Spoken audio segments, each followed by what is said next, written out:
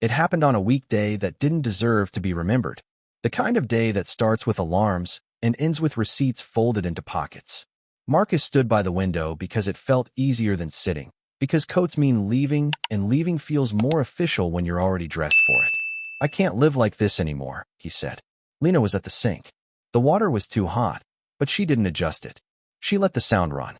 He waited for something, volume, questions, a reason to keep talking. None of that arrived.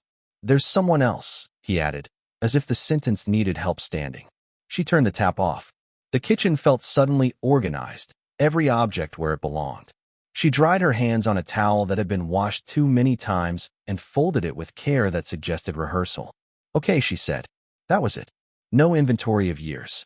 No raised voice to justify the leaving. Marcus felt the absence of resistance like a mistake he couldn't fix without admitting he wanted one. He tried again, offering logistics, where he'd stay, when he'd come back for things. But Lena nodded through it the way people nod through instructions they already know. After he left, she didn't sit on the couch. She sat on the floor because it was closer. The refrigerator clicked on and off. The clock kept time for no one in particular. By the end of the week, Marcus's life looked louder. Photos suggested motion and certainty. Captions suggested relief. The woman beside him fit into the frame without needing to be named. They stood on rooftops and leaned into light that made everything look earned. Lena's days didn't change shape so much as texture. She woke earlier. She walked the same route because changing it felt like surrender. At work, she took on tasks no one asked for and finished them because finishing felt useful. The world rewarded this with more work, which she accepted. When the requests started, small ones at first, Marcus called them temporary. When the stories didn't align, he called it stress. He wanted to believe that forward meant better, that speed meant clarity. Weeks passed without announcement. Things went missing. Numbers didn't reconcile. The first warning arrived from a number he didn't recognize, written without urgency. He didn't respond. Lena learned none of this yet. She was learning new systems, new expectations, how to be precise without being loud. At an event she hadn't planned to attend, she spilled water on someone's notes and apologized too quickly. He smiled like it didn't matter. Somewhere between these moments, the story began to tilt, not toward resolution, but toward consequence. Not the kind that arrives with speeches, but the kind that shows up quietly and asks to be accounted for. The apartment doesn't feel emptier.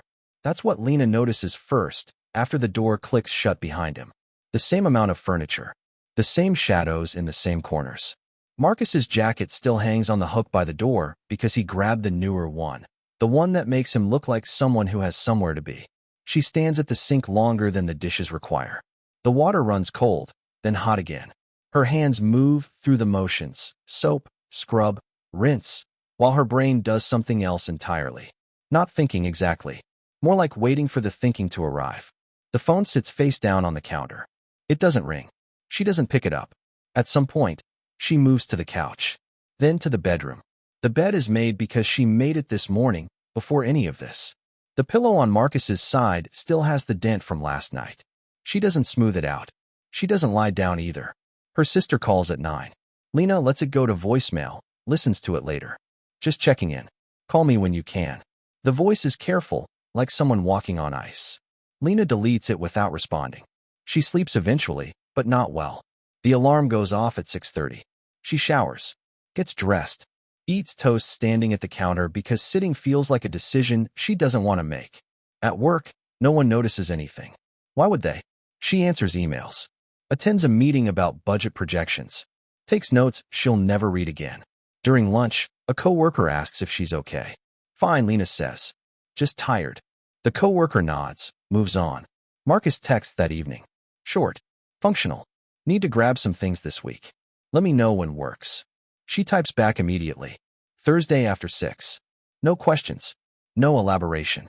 The conversation ends there. On Thursday, he arrives at 6:15. She's already packed 2 boxes, clothes, shoes, the electric razor he never used. She labeled them with a Sharpie. Just his name. No room designation. He stands in the doorway like a guest. "Thanks for doing this," he says. "It's fine. I can come back for the rest." "I don't want to." "It's fine," she repeats. He picks up 1 box. Sets it down. Lena I. She cuts him off by handing him the second box. Their hands don't touch. He takes it, stacks it on top of the first. The silence stretches thin. Do you want to talk about? No. The word lands flat. Marcus blinks. He'd prepared for this conversation. Practiced it, even. Apologies about timing. Admissions about confusion. Something about needing space to figure things out. But the lack of oxygen in the room makes all of that feel irrelevant. Okay, he says finally. I'll text you. Lena nods. He carries the boxes to the door, has to set them down to open it. She doesn't help. When he's halfway through, he turns back. I never wanted to hurt you. She looks at him then. Really looks. He seems smaller somehow, or maybe just farther away. I know, she says. It's not forgiveness. It's not understanding. It's just a fact she's stating. Marcus waits for more. When nothing comes, he picks up the boxes and leaves. The door clicks shut again. Lena stands in the same spot for a long time. Then she walks to the bedroom and opens the closet. Half empty now. She closes it. Opens the dresser. Same thing. She doesn't cry. She doesn't call anyone. She picks up her phone and scrolls through delivery menus. Orders something she won't finish. The food arrives 40 minutes later. She eats 3 bites standing at the counter, puts the rest in the fridge. Before bed, she finds one of Marcus's socks behind the laundry basket. Gray. A hole near the toe. She holds it for a moment, then drops it in the trash. The next morning, her alarm goes off at 6:30. Marcus posts a photo on Tuesday. A rooftop bar, city lights blurred behind him. Tara's hand rests on his shoulder, nails painted something dark. The caption reads, New chapters. 3 words that suggest volumes without committing to any of them. The comments arrive quickly. Supportive. Curious. No one asks about Lena because social media doesn't require that kind of accounting. Someone writes, you look happy. Marcus likes the comment. Tara reposts it to her story with a heart emoji. They're staying at Ben's place. Temporary, Marcus keeps saying, though Ben stopped asking when temporary ends. The apartment smells like someone else's detergent. Marcus leaves his suitcase open on the floor because unpacking feels like admitting something. Tara moves through spaces like she owns them. She orders wine without checking prices. She talks about a business opportunity in Miami, something involving real estate and connections she won't name. It's all about timing, she says, leaning into him on Ben's couch. Knowing when to move. Marcus nods. He's good at nodding. He's been nodding through most of their conversations, filling the gaps where understanding should be with agreement instead. On Friday, they go to a gallery opening. Tara knows the artist, or says she does. Everyone seems to know Tara. She introduces Marcus as her partner. The word feels too large, too soon, but he doesn't correct it. A man in an expensive suit asks what Marcus does. Consulting, Marcus says, which is close enough to true. Tara takes his hand, squeezes it. The gesture feels like instruction. They leave early. In the car, Tara checks her phone constantly. Work thing, she explains without explaining. Marcus drives. The radio plays something instrumental. Neither of them changes it. This is good, Tara says suddenly. Us. This. Yeah, Marcus agrees. She looks at him. You're sure? I'm sure. The uncertainty in the question doesn't match the certainty in the answer, but neither of them names the gap. Across town, Lena wakes at 6:30. Showers. Dresses in clothes that require no decisions. Black pants, gray sweater, shoes that don't hurt by noon. She drinks coffee at the kitchen table, scrolls through emails on her phone. Responds to 3. Deletes 7. At work, she arrives before most of the office. The quiet feels useful. She reviews the compliance audit no one else wanted, finds 2 discrepancies in the vendor contracts. Small things. The kind that compound if ignored. Her supervisor stops by her desk at 10. You're getting through this faster than I expected. It's organized, Lena says. Just takes time. Well, keep it up. The praise is thin, but she takes it. During lunch, she eats a salad from the place downstairs, reads articles she won't remember. A coworker invites her to happy hour. Rain check, Lena says. The coworker doesn't push. After work, she walks home the same route she walked yesterday. Passes the same coffee shop, the same dry cleaner, the same corner where someone is always selling something. The repetition feels like evidence of something, though she's not sure what. At home, she changes into sweatpants. Starts laundry. Folds the clothes that are already dry. Marcus's sock is gone. Thrown away days ago, but she still checks behind the basket out of habit. Nothing there. She heats up leftovers. Eats half. The TV plays a show she's seen before. She watches it anyway because the familiarity requires nothing. Her sister texts, "How are you holding up?" Lena types 3 different responses, deletes them all. Finally settles on, "I'm fine. Want to talk?" "Not really." "Okay. I'm here if you change your mind." Lena doesn't respond. She sets the phone face down on the couch cushion. Before bed, she checks her email one last time. There's a message from Marcus. Subject line, "Some things I left." The message lists items, a book, a charger, a pair of headphones. No personal content. No subtext. She writes back, "I'll leave them by the door. Let me know when you're coming." Sends it. Closes the laptop. In Ben's apartment, Marcus stares at his phone. Tara is in the shower. The response from Lena arrived 3 minutes ago. He reads it twice. The efficiency feels like distance, but he can't tell if the distance was already there or if he's just noticing it now. Tara emerges, towel wrapped around her hair. "Who's that?" "No one," Marcus says. He sets the phone down screenside and doesn't pick it back up. The first time Tara asks, it sounds reasonable. They're at brunch. Her choice, a place with white tablecloths and mimosas that cost $14. She reaches for her purse, frowns. "I left my wallet in my other bag," she says. "Can you get this?" "I'll Venmo you." Marcus pays. Tips 20%. She kisses his cheek. The Venmo request never comes. He doesn't mention it. 3 days later, she asks to borrow his car. Hers is in the shop. Something about the transmission. 2 hours, tops, she promises. She returns it after 5 with the tank on empty and a parking ticket folded in the cup holder. "Sorry," she says, laughing. Downtown parking is insane. He pays the ticket online that night. Fills the tank the next morning.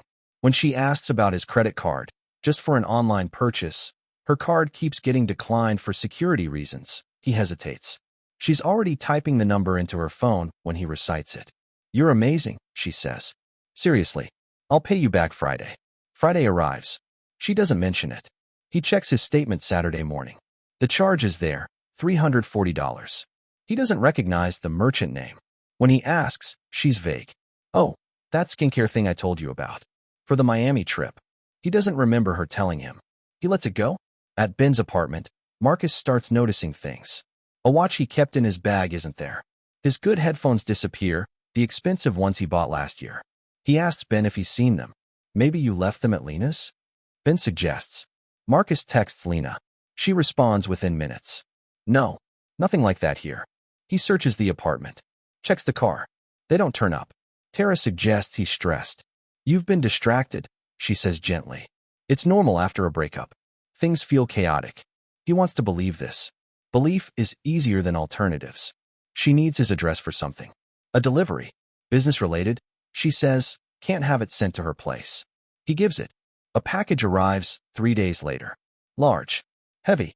She picks it up while he's at work, texts him a thank you with 3 heart emojis.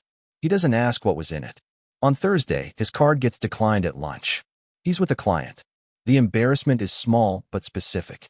He excuses himself, calls the bank. Insufficient funds.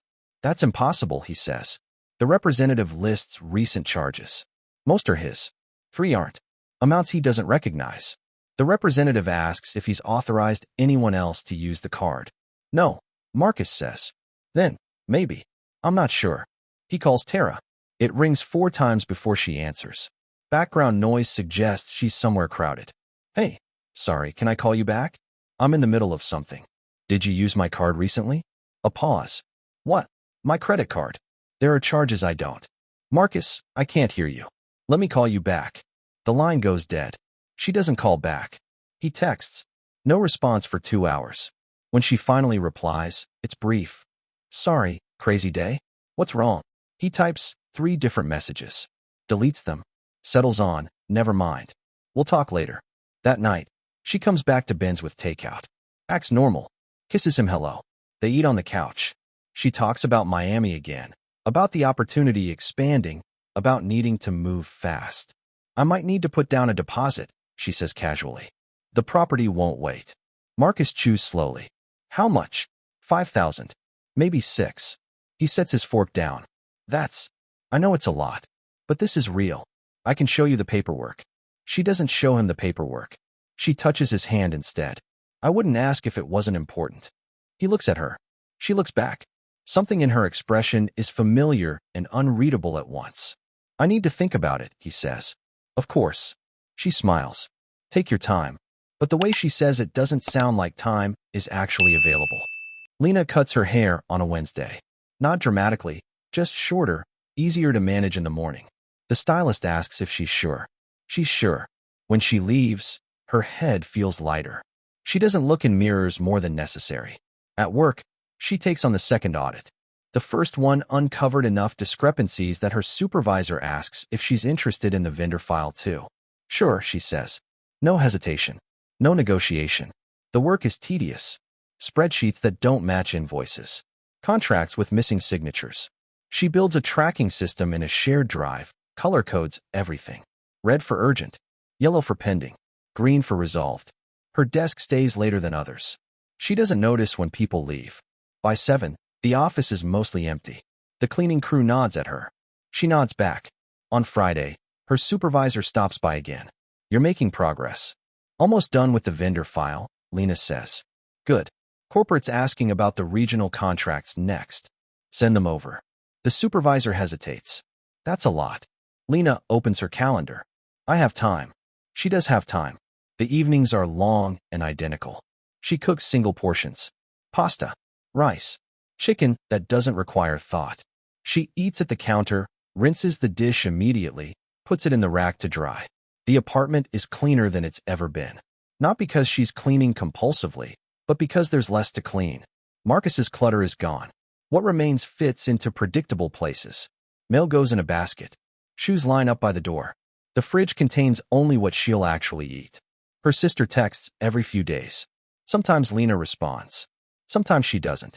The pattern doesn't seem to bother either of them. On Sunday, she walks farther than usual. The same route, extended. Passes the park. Keeps going. Her legs ache by the time she gets back.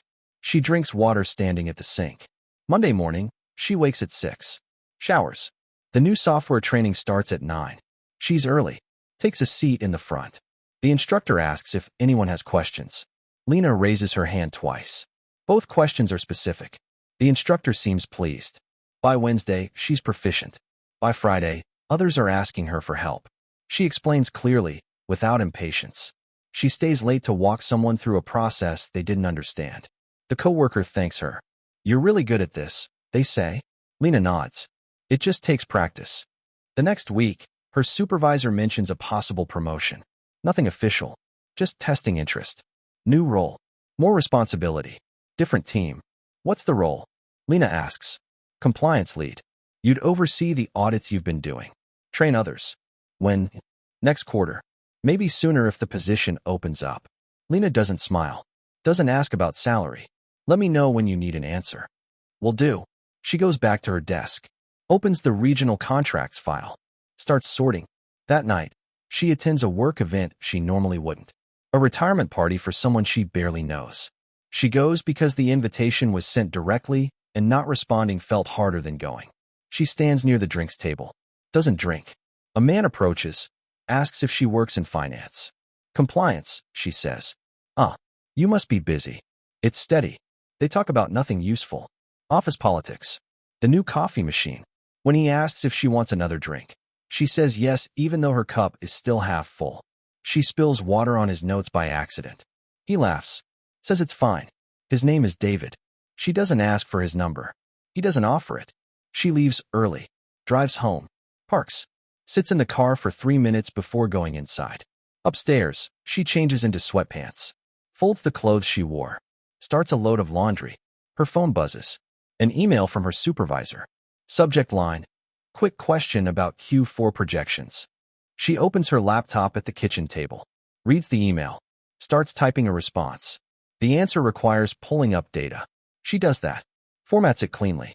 Attaches the file. Sends it. The clock reads 9:45. She closes the laptop. Brushes her teeth. Gets into bed. Sleep comes easier now. Not because anything has changed. Just because the routine demands it. The first notice arrives via email. Subject line, payment past due. Marcus opens it on his phone while waiting for coffee. His car insurance. He paid that. He's sure he paid that. He logs into the account. The payment didn't process. Insufficient funds.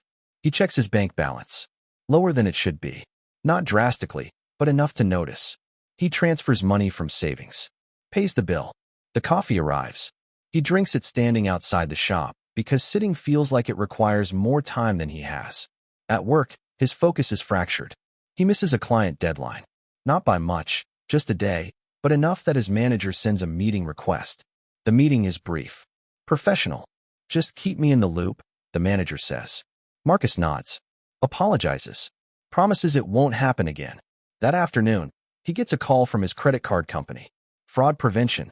Large purchases in 2 different cities. Was it him? I don't, maybe. I'd need to check.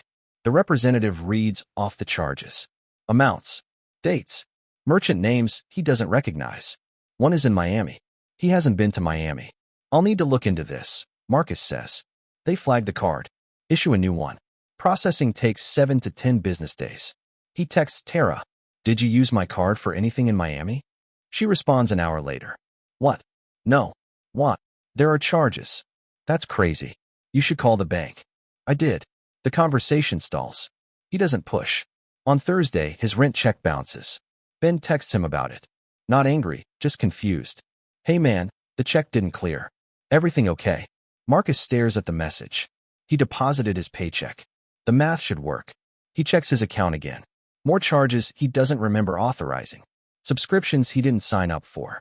A payment to a company called Meridian Holdings. He calls the bank. Waits on hold for 12 minutes. The representative is patient. Asks questions he doesn't have answers for. Do you have any authorized users on this account? No. Just me.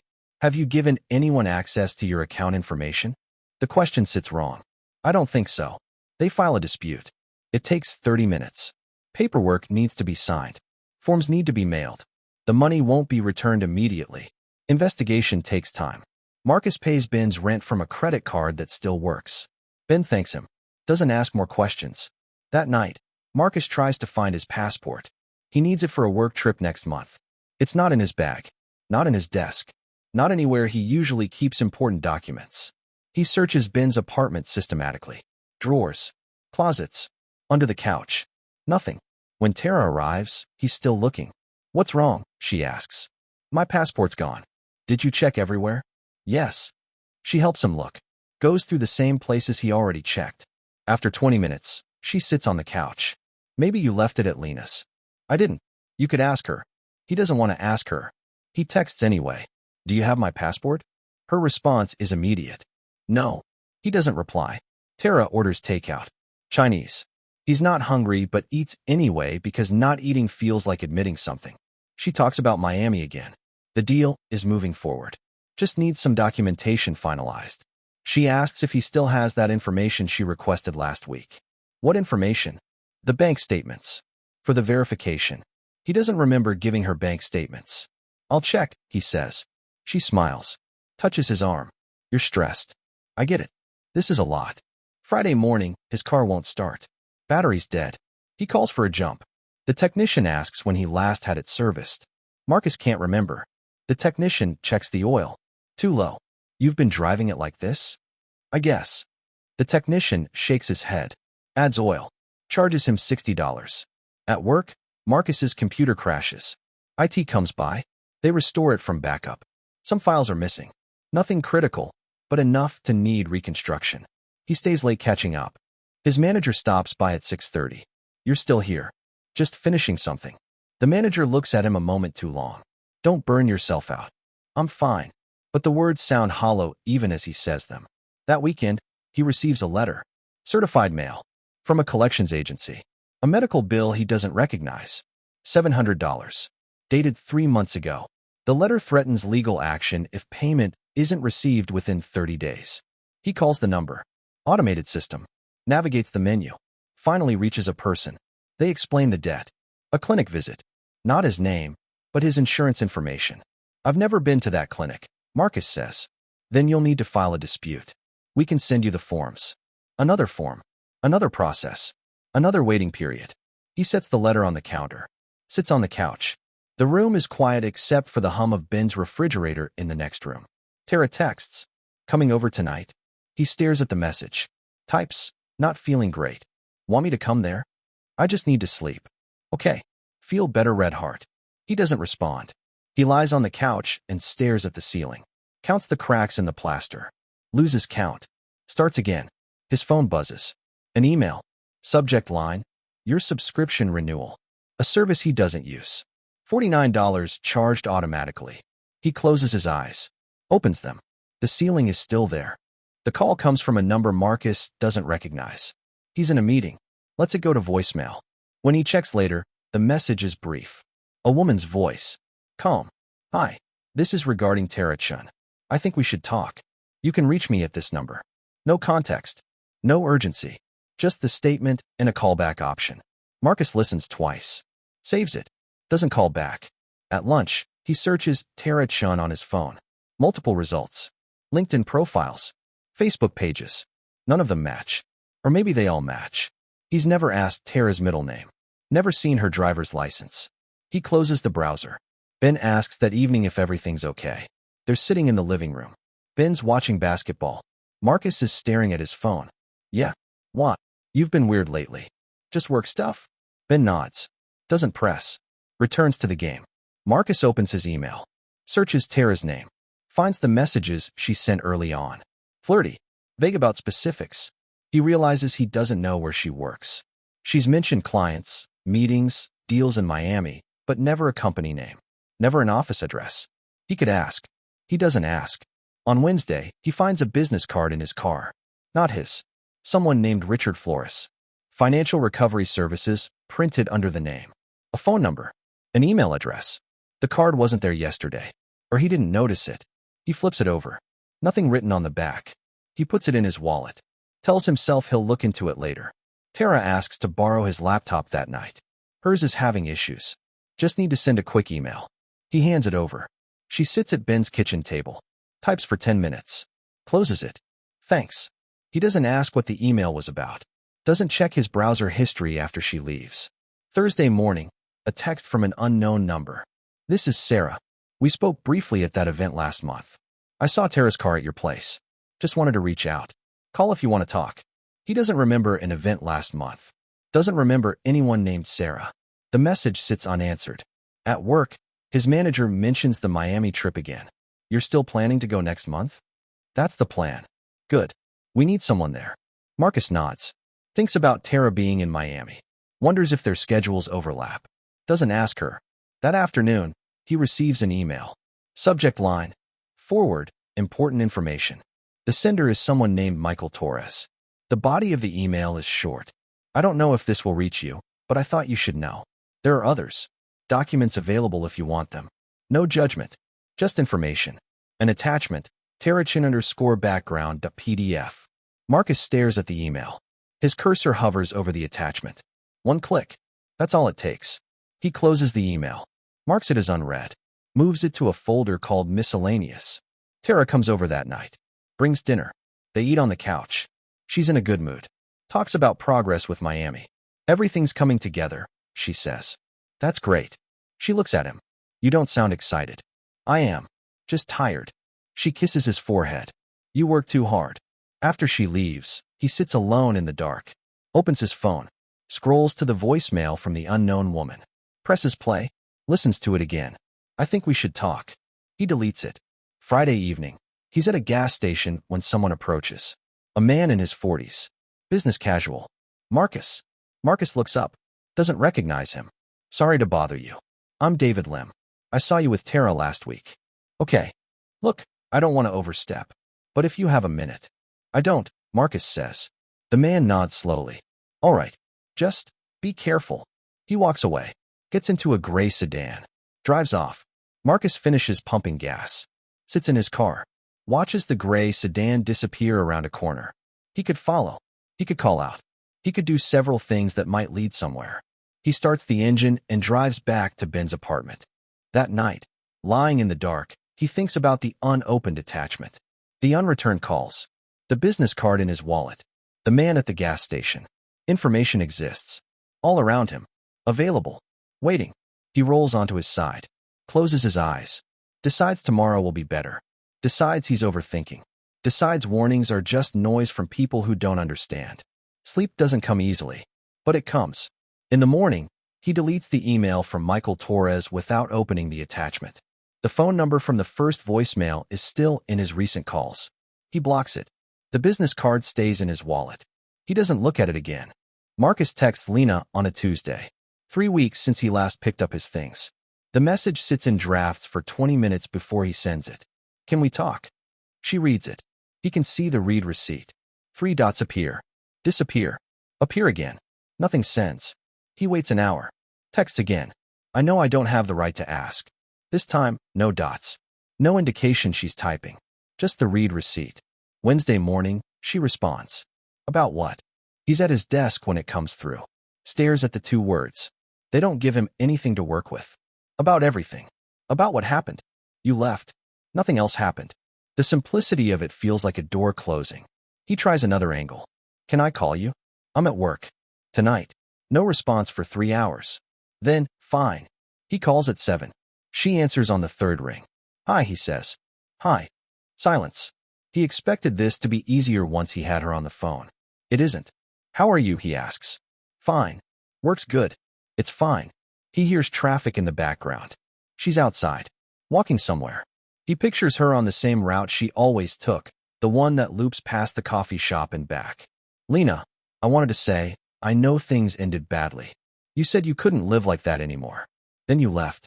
That's not badly. That's just what happened. I meant. What did you mean? The question is direct. It pins him. He searches for words that sound like explanation without being confession. I wasn't thinking clearly. I made decisions I shouldn't have made. Okay. I'm saying I'm sorry.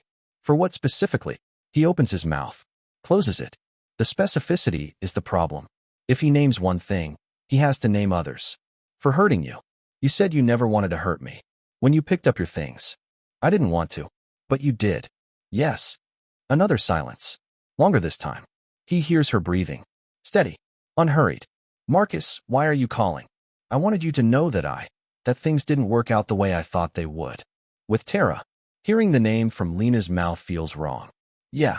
I'm sorry to hear that. She doesn't sound sorry. She sounds neutral. Clinical. It's more complicated than I realized, he says. There were things I didn't see. What things? He can't explain without exposing how stupid he was. How blind. Just things. It doesn't matter now. Then why tell me? Because I thought you should know. Know what? That you made a mistake? I already knew that. The words land without malice. Just fact.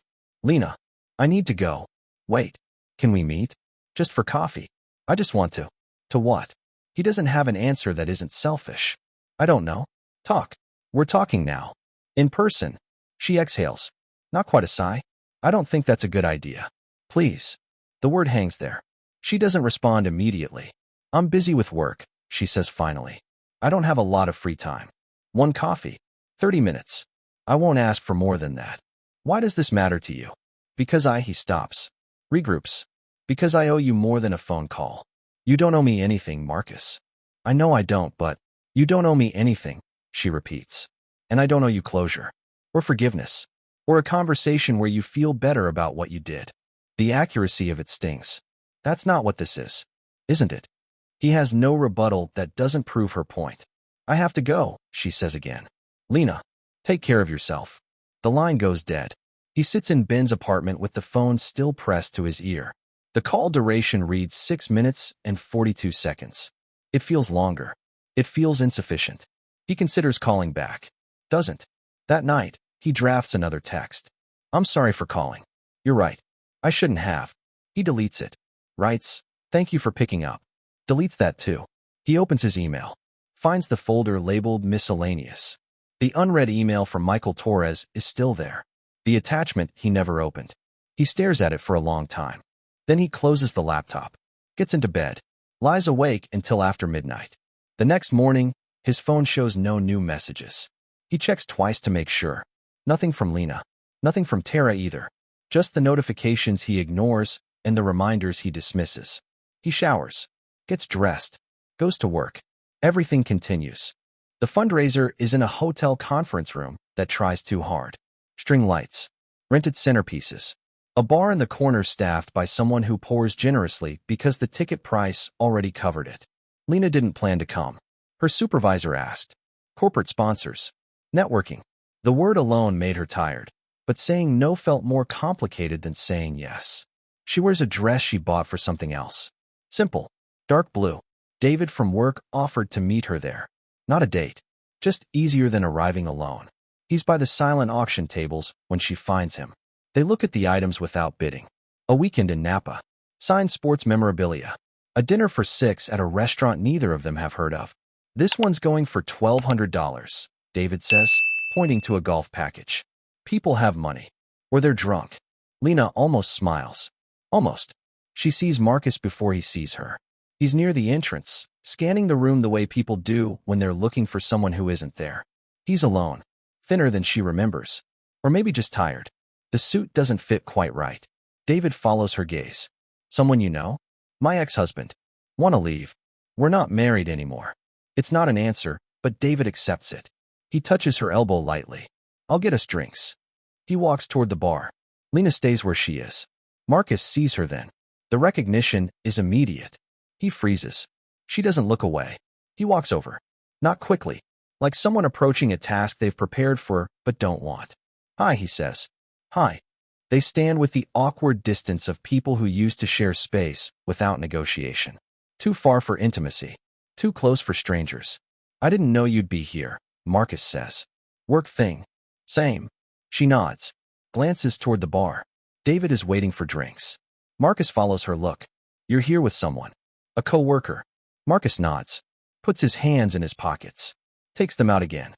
How have you been? Busy. You. Same. The conversation has the texture of script reading. Lines delivered without subtext. Work's going well? He asks. It's fine. That's good. That's yeah. Good. Silence fills the space between them. Someone laughs loudly at a nearby table. The noise startles neither of them. I got your voicemail, Lena says. A few weeks ago. Oh, right. I shouldn't have. It's fine. I just wanted to. Marcus. She says his name without weight. Just identification. You don't need to explain. He looks at her. She looks back. Something passes between them that might be understanding or might just be exhaustion. You look good, he says. Thank you. Different. Your hair. I cut it. It suits you. She doesn't return the compliment. He notices. David returns with 2 glasses of wine. Hands one to Lena. Extends his hand to Marcus. David. Marcus. They shake. Brief. Professional.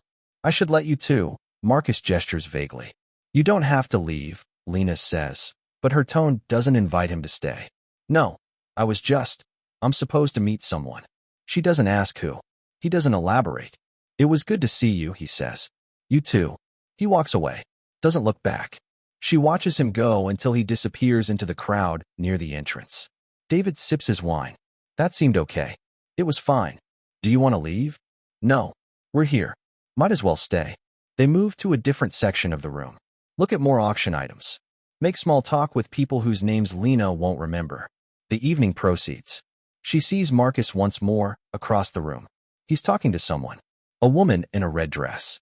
Not Tara. Someone else. The conversation looks forced. The woman leaves after 3 minutes. Marcus stands alone. Checks his phone. Lena turns away before he can look up. At 9:30, David asks if she's ready to go. She is. They walk to the parking garage together. He parked on level 3. She parked on level 2. This was surprisingly tolerable, David says. Low bar. He laughs. Want to get coffee sometime? Actual coffee. Not this. Maybe. I'll take maybe. They say goodnight. She drives home. Parks. Sits in the car for a moment before going inside. Upstairs, she changes into sweatpants. Hangs the dress in the closet. It won't get worn again for a while. Her phone shows no new messages. She brushes her teeth. Gets into bed. The fundraiser already feels distant. A thing that happened and then stopped happening. Sleep comes easily. The call comes from the bank on a Monday. Not the automated system. An actual person. They've completed the fraud investigation. Some charges will be reversed. Others won't. The documentation isn't sufficient. Marcus sits at his desk with a notepad. Writes down numbers as they're read to him. Total reversed. $2,340. Total denied. $4,890. He'll need to dispute the denied charges separately. Different forms. Different timeline. He thanks the representative. Hangs up. His credit score dropped. Not catastrophically, just enough to be noticed. Enough to matter for the car lease he was planning to sign next month. He opens a spreadsheet, starts listing everything. The hotel charges, the Miami transactions, the subscriptions he didn't authorize, the medical bill from the clinic he never visited, his missing passport, replacement cost $130, expedited, the watch, the headphones, value estimated, not confirmed, things he lent that never came back, his good coat, a book, $50 here, $100 there, amounts too small to pursue, but large enough to add up. Tara disappeared 3 weeks ago. No goodbye, no explanation, just absence where presence used to be. Her phone number disconnects. Her social media vanishes overnight. The apartment in Miami never existed. The business opportunity was a name without substance. Ben asked if he wanted to file a police report. Marcus considered it. Didn't. His manager calls him into the office Tuesday afternoon. The Miami trip is off. Budget cuts. Someone else is going instead. I know you were counting on this, the manager says. Marcus nods. It's fine. It's not fine. The trip was supposed to matter. Supposed to reset something. He adds the lost opportunity to the spreadsheet. Can't quantify it. Deletes the row. Wednesday, he calls his insurance company. Explains the situation. They need documentation. Police report. Affidavits. Proof of fraud. Without it, the claims can't proceed. He starts gathering documents. Bank statements. Email records. Text messages. The pattern is obvious when assembled. He feels stupid looking at it. Obvious in retrospect. Invisible in real time. On Thursday, he finally opens the email from Michael Torres. The attachment is still there. Terrachin_background.pdf. 18 pages. Names. Dates. Cities. Amounts. Other people. Men mostly. Different stories, same structure. Small requests. Escalating need. Borrowed trust. Then nothing. One entry mentions recovered funds. $1,200 out of $8,000. Another mentions ongoing litigation. 2 years, no resolution. Marcus closes the document. He could add his information to this list. Could coordinate. Could try for recovery. He doesn't.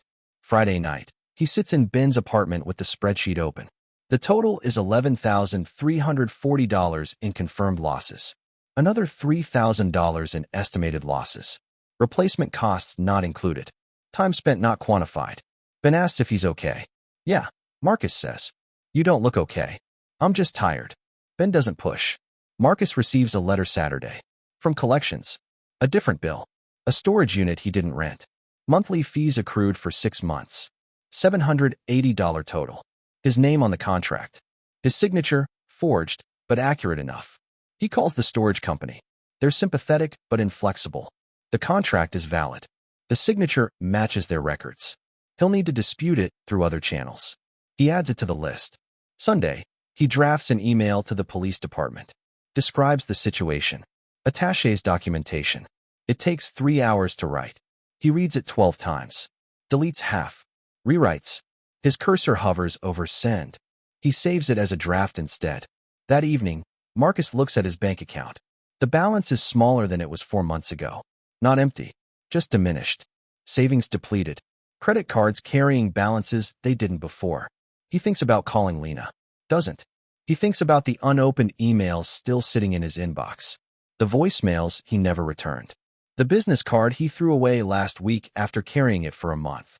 Information he could have had. Warnings he dismissed. Decisions he made that led here. The spreadsheet sits open on his laptop. Numbers in neat columns. Totals at the bottom. A ledger of consequence without context. He could pursue this. Could fight. Could spend months, maybe years, trying to recover what was taken. The prospect exhausts him. He closes the laptop. Gets into bed. The losses remain. Documented. Unresolved. In the morning, he'll delete the draft email. He'll close the spreadsheet without saving.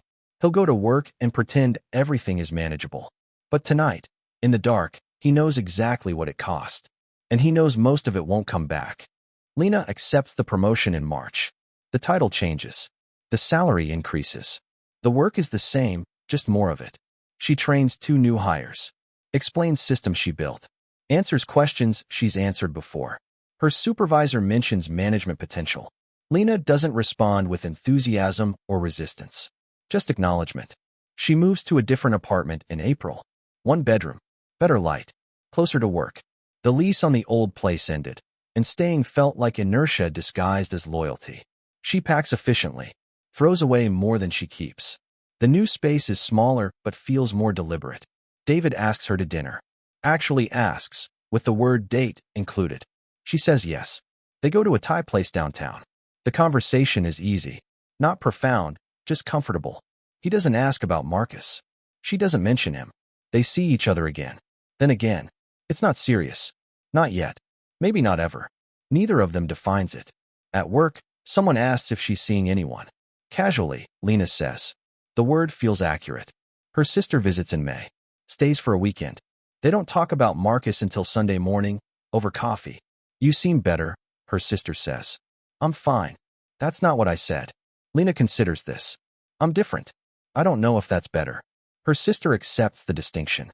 Marcus stays at Ben's until June, then finds a studio in a building that allows month-to-month leases. It's small, loud. The neighbors fight every Thursday like clockwork. But it's his. He pays off 2 credit cards. Still carries balances on 3 others. His credit score inches upward. Slowly. Not enough to matter yet. The passport arrives. He doesn't travel. At work, he's competent. Reliable. Not exceptional. The promotion he wanted goes to someone else. He congratulates them. Means it mostly. His manager asks if he's interested in a lateral move. Different team. Same pay. Marcus says he'll think about it.